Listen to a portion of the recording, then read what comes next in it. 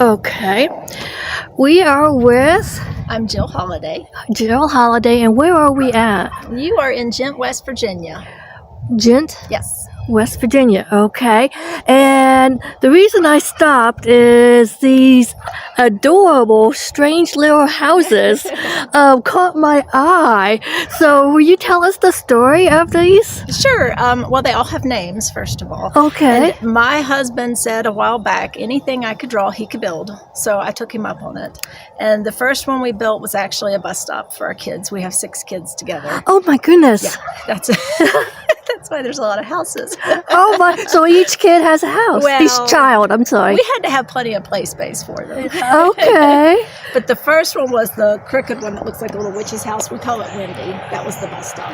Okay. And then we have the gypsy wagon. That's Esmeralda. Gypsy wagon is Esmeralda. okay. Mm-hmm. And then we have the upside down one. Oh, I didn't see that one way up there. Otis. Okay.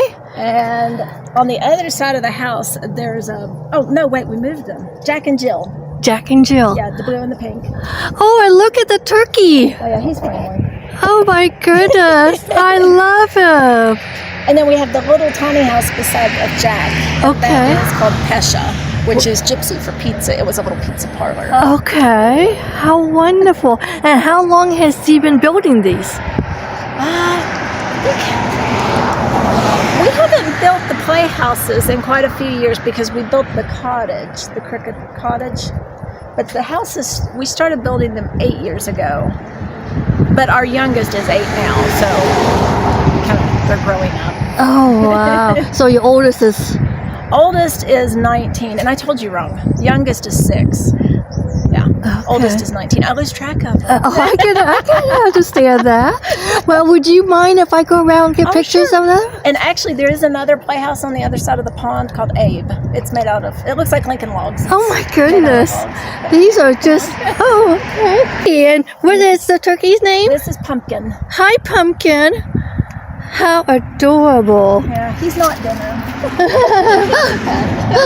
And you got some kitties.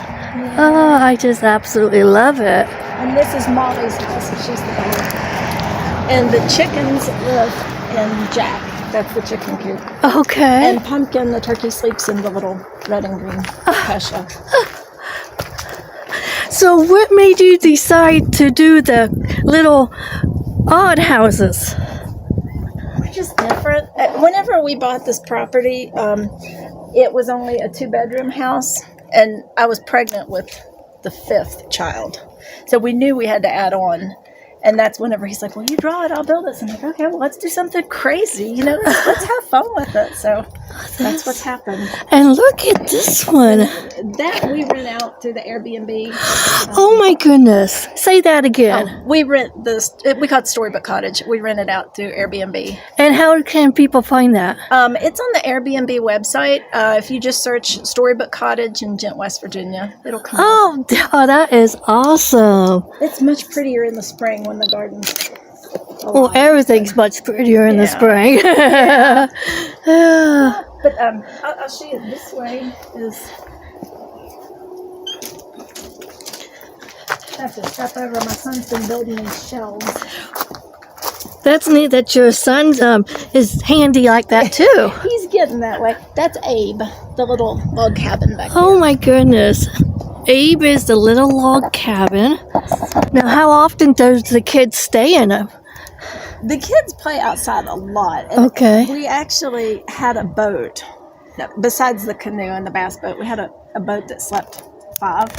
And they would take it out in the middle of the pond in the summer and camp out on it. Oh, how cute. So that was more their favorite. But it was actually my oldest son's boat. And he just turned 19, so he took it. He moved out and he took it with him.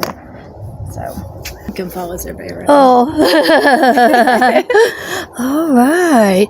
I'll go around and take some more of your pictures then. Well, thank you so very much. Jill's little good news is that her husband is retiring. He can stay home, finish their castle, and build everything that Jill draws. Thank you, Jill, for taking the time and sharing your storybook land with us.